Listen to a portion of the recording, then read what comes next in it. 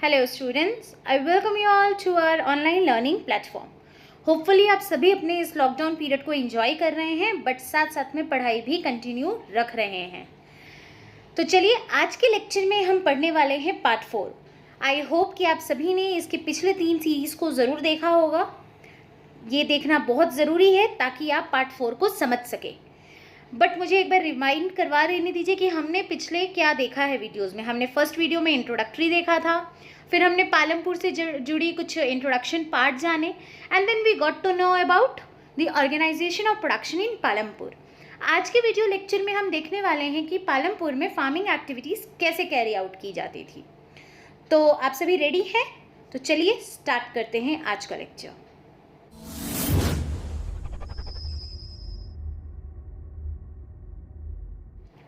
Post 1960s में यानी कि 1960s के पीरियड में अगर हम पालमपुर की बात करें तो पालमपुर में कोई भी ज़मीन खाली नहीं रह गई थी।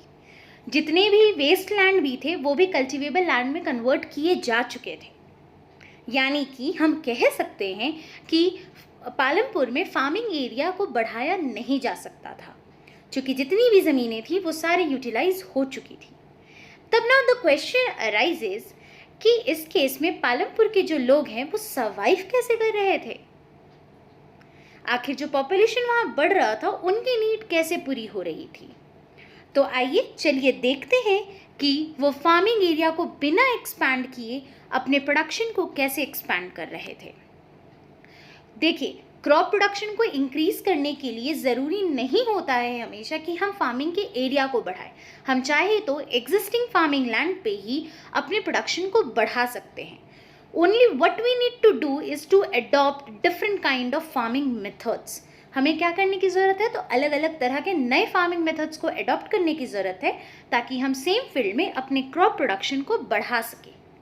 सेम हुआ पालमपुर में। पालमपुर के लोगों ने भी फार्मिंग के लिए कुछ नई टेक्निक्स को यूज़ करना शुरू किया ताकि वो अपने प्रोडक्शन को बढ़ा सके। ये नए टेक्निक्स थे multiple cropping, modern farming methods और मॉडर्न फार्मिंग मशीन्स। अब ये 3 थे क्या?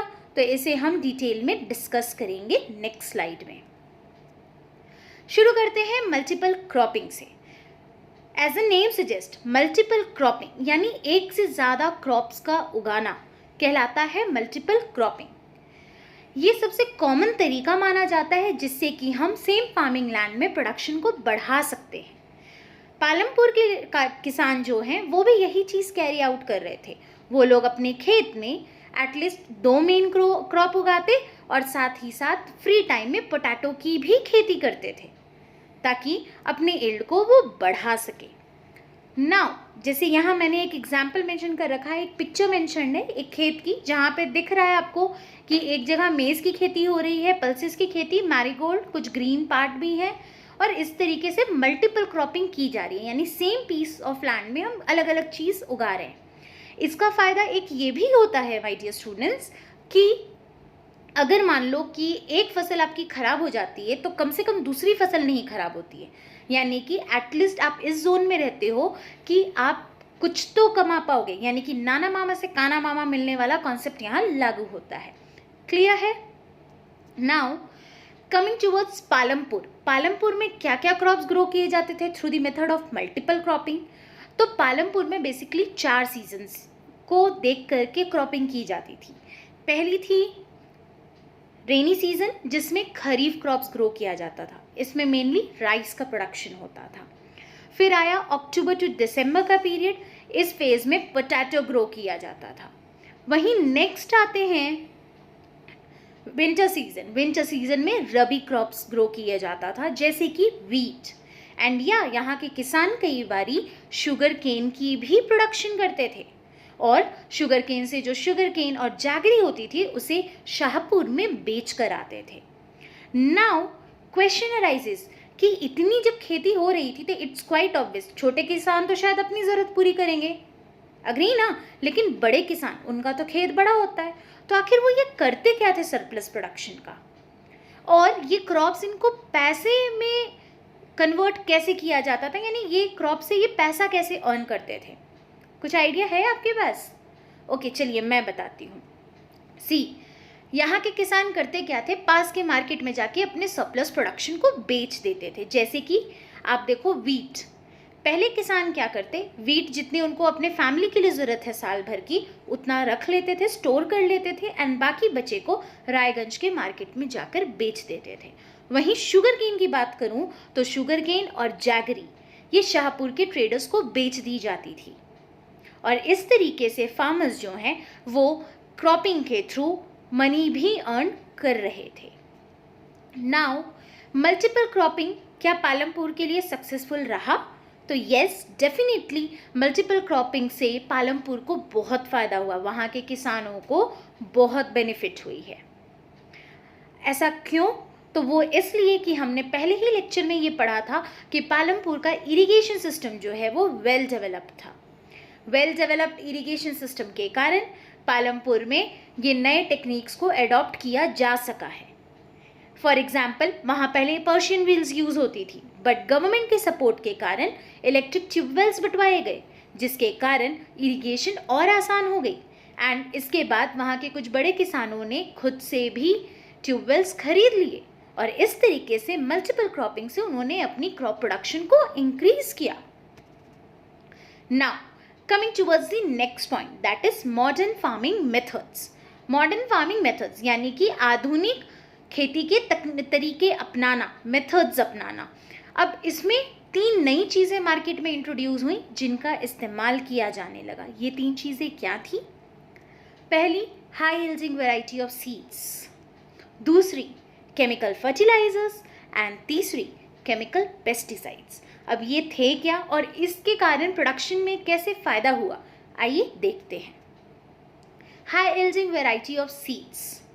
Seed crop produced from a single land in a particular season is called yield. Yield क्या होता है? तो इल्ड का मतलब कि एक लैंड से कितना क्रॉप प्रोड्यूस हो रहा है एक पर्टिकुलर सीजन में, इसे हम कहते हैं इल्ड। क्लियर है? अब हम लोग देखते हैं पहले का पीरियड, 1960 से पहले, जब यहाँ पे ट्रेडिशनल सीड्स यूज़ किए जाते थे। ट्रेडिशनल सीड्स, अब ये जो आपके ट्रेडिशनल सीड्स होते हैं इनके साथ इशू ये होती है, पहले इशू नहीं, पहले इसके बेनिफिट्स देखते हैं। पहला, इससे कम इरिगेशन की ज़रूरत है, यानी कि कम पानी में भी इस पर खेती की जा सकती है। दूसरी, इससे हम नेचुरल मैन्योर की मदद से भी खेती कर सकते हैं, बट इनकी एक डीमेरिट है जो कि बहुत बड़ी है। वो ये है कि ट्रेडिशनल सीड से खेती करने पे जो यील्ड मिलता था, यानी कि जो क्रॉप का प्रोडक्शन होता था, वो बहुत कम हुआ करता था। चूँकि यील्ड कम होता था तो इस खेती से ज़्यादा फायदे नहीं होते थे। क्लियर है यहाँ तक? नेक्स्ट, यहाँ पे हुआ क्या? तो 1960s के ड्यूरेशन में ग्रीन रिवॉल्यूशन आया। जब ग्रीन रिवॉल्यूशन आया तो ग्रीन रिवॉल्यूशन ने हमारे इंडिया में HYV सीड्स को इंट्रोड्यूस किया। HYV सीड्स यानी कि high yielding variety of seeds, और इनके जो फादर हैं वो हैं MS स्वामीनाथन। और इस टेक्निक को, इस सीड्स का सबसे ज़्यादा इस्तेमाल इंडियन फार्मर्स ने राइस और वीट की खेती में की, यानी कि ग्रीन रिवॉल्यूशन की शुरुआत हमारे यहाँ राइस एंड वीट की खेती से हुई। अब जब हमने इसकी मदद से क्रॉप ग्रो किया तो इससे हमारा यील्ड जो है, हमारा जो प्रोडक्शन है वो बहुत इम्प्रूव हो गया। बट इनके साथ क्या इश्यूज़ था HYV सीड्स के साथ? तो पहला, जैसा कि मैंने कहा, ट्रेडिशनल सीड्स में कम पानी की ज़रूरत थी, बट HYV में इरिगेशन ज़्यादा चाहिए होता था। इरिगेशन की रिक्वायरमेंट इनकी ज़्यादा थी। साथ ही साथ यहाँ पर इसके लिए हमें आर्टिफिशियल मैन्योर्स यानी कि फर्टिलाइजर्स एंड पेस्टिसाइड्स की ज़रूरत पड़ती थी, तभी हम HYV सीड्स की मदद से क्रॉपिंग अच्छे से कर सकते हैं। हाँ, इनकी सबसे बड़ी बेनिफिट यही थी कि अगर हम HYV सीड्स का इस्तेमाल करते हैं तो यील्ड जो है मेरा वो बहुत हाई था, यानी कि प्रोडक्शन जो है वो मेरा बहुत हद तक इंक्रीज़ हो जाता था। अगर हम इंडिया की बात करें तो इंडिया में सबसे पहले अगर कहीं पे अपनाया गया है इस टेक्निक को, यानी HYV सीड्स की यूज़ की गई है, तो ये एरियाज़ थे पंजाब, हरियाणा और western UP. And no doubt इन तीनों एरियाज़ को बहुत फ़ायदा हुआ है इस टेक्निक से। अगर हम पालमपुर में आके बात करें एक एग्जाम्पल के लिए, तो देखते हैं ग्रीन रिवॉल्यूशन का क्या बेनिफिट रहा है। कहाँ ट्रेडिशनल सीड से पालमपुर में प्रोडक्शन सिर्फ 1300 केजी पर हेक्टेयर हो पाता था वीट का, वहीं मॉडर्न मेथड की मदद से ये बढ़ करके 3200 केजी चला गया। यानी हम कह सकते हैं कि ग्रीन रिवॉल्यूशन के कारण पालमपुर में बहुत पॉजिटिव बेनिफिट्स हुए। इनफैक्ट पालमपुर ही नहीं बल्कि पूरी कंट्री हमारी बेनिफिट हुई है इस टेक्निक से। अब नेक्स्ट आते हैं modern farming machines. Modern farming machines यानी वैसे मशीनों का इस्तेमाल जो कि भी हाल फिलहाल में शुरू हुआ है, जैसे कि ट्रैक्टर्स एंड थ्रेशर्स। इससे भी किसानों को बहुत फ़ायदा हुआ है, क्योंकि अब ट्रैक्टर और आपके थ्रेशर्स की मदद से मेरी खेती का काम और इम्प्रूव हो गया और यील्ड बढ़ाने में भी हेल्प मिली। इससे हमारा प्रोडक्शन एक्सपैंड हुआ, पालमपुर को भी बेनिफिट मिला। बट इन सबके यूसेज के कारण कुछ नेगेटिव इम्पैक्ट्स पड़े हैं हमारे नेचुरल रिसोर्सेज को, जैसे कि HYV सीड्स और over use of fertilisers and pesticides के कारण सॉइल की फर्टिलिटी दिन भर दिन डिक्लाइन करने लगी है। सॉइल जो है वो सैलाइन होने लगा है। साथ ही साथ ट्यूबवेल इरिगेशन के ओवर यूसेज के कारण आज हमारा वाटर टेबल जो है वो नीचे चला गया है। तो हम ये कह सकते हैं कि नो डाउट भले ही HYV सीड्स के कारण हमारा यील्ड इम्प्रूव हुआ है, but at the same time इसने हमारे नेचुरल रिसोर्स को भी डैमेज किया है। अब आते हैं पालमपुर के टर्म्स में, देखते हैं जो ऑर्गेनाइजेशन ऑफ प्रोडक्शन है उसके टर्म्स में देखते हैं। तो सबसे पहले बात करते हैं फर्स्ट जो हमारा ऑर्गेनाइजेशन है प्रोडक्शन का, यानी कि जो फर्स्ट फैक्टर ऑफ प्रोडक्शन है लैंड डिस्ट्रीब्यूशन। अगर हम पालमपुर की बात करें तो पालमपुर में जितने फैमिलीज़ हैं, ये तो याद होगा आपको कि उनमें से 60 फैमिलीज़ हैं। तो जो 60 फैमिलीज़ हैं जो कि लार्ज फार्मर्स हैं, इनके पास more than 2 hectare of lands है। किन्हीं किन्हीं के पास तो 10 हेक्टेयर लैंड तक भी है।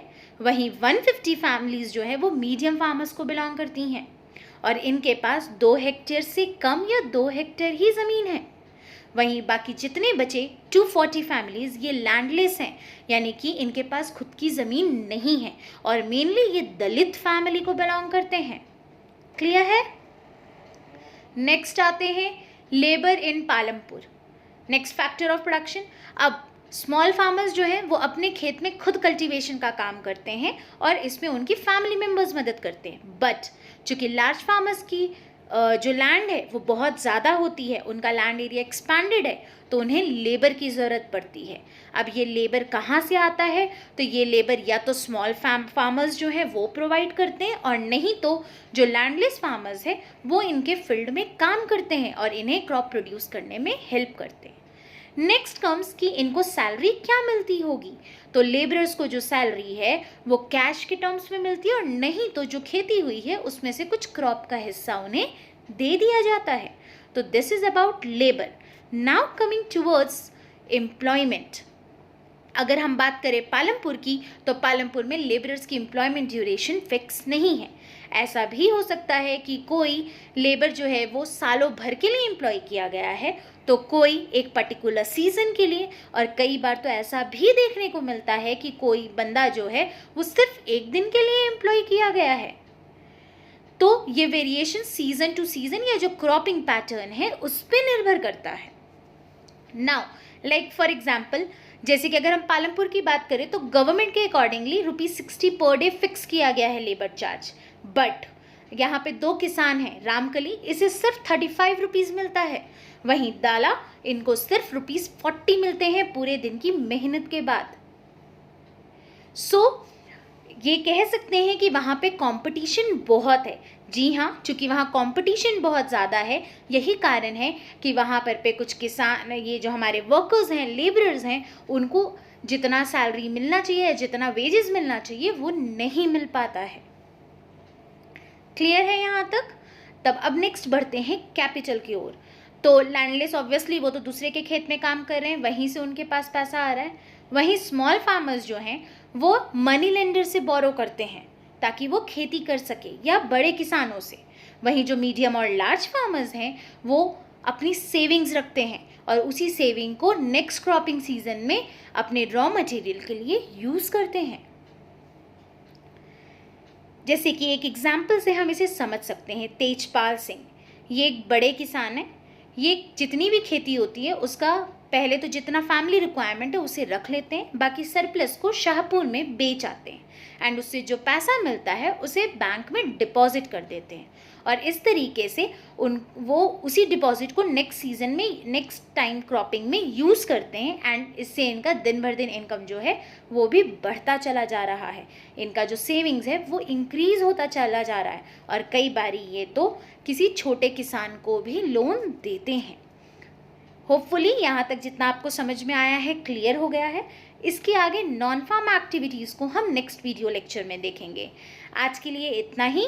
Thank you for listening to me and अगर आपको वीडियो पसंद आया है तो लाइक ज़रूर कीजिएगा एंड अगर अभी तक आपने सब्सक्राइब नहीं किया है हमारे चैनल को तो please hit the subscribe button and stay tune to us.